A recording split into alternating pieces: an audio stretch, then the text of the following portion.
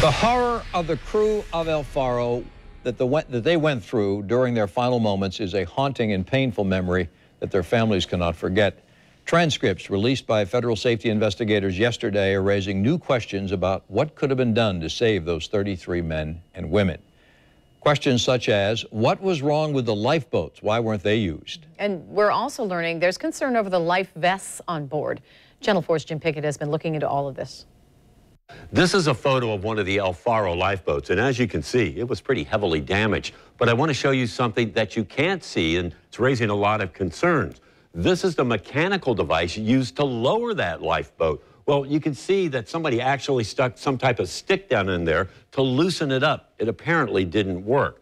And this over here, well, this is a tangled mess that was found inside that lifeboat. What it is one of the anchors. It's tied up with the line, and there's also some painter's overalls in it, basically making it useless. When the captain gave the order to abandon ship, data recorder transcripts show crew members had only 10 minutes to respond.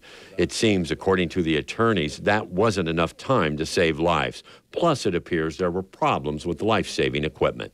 It's incomprehensible to me that they don't have life jackets, PFDs, on the bridge of the ship, and that the captain had to actually send people below to get life vests. There's also concern about the type of life jackets that were found with the lifeboat. Were these lifeboats themselves unseaworthy?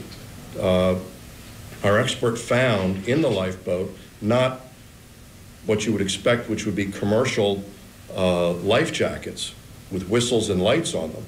They found recreational, like ski belts, a life vest that you might have on a fishing boat. We showed these photos of the lifeboat to Bob Russo, who teaches maritime safety, and asked about the jammed lowering device. Could that cause problems? Of course it could, and that's should not have been acceptable. I mean, that's not the way it's supposed to be stowed. And time was an issue. The crew was told to get in the survival suits, but that would be difficult in this short amount of time. I tried putting one on last year during our reports for the search for survivors when El Faro first went down. I tried as quick as I could, and you can see it wasn't easy, and I needed help. Remember, this crew had only 10 minutes and had to do this in the middle of a hurricane with the ship listing far to one side.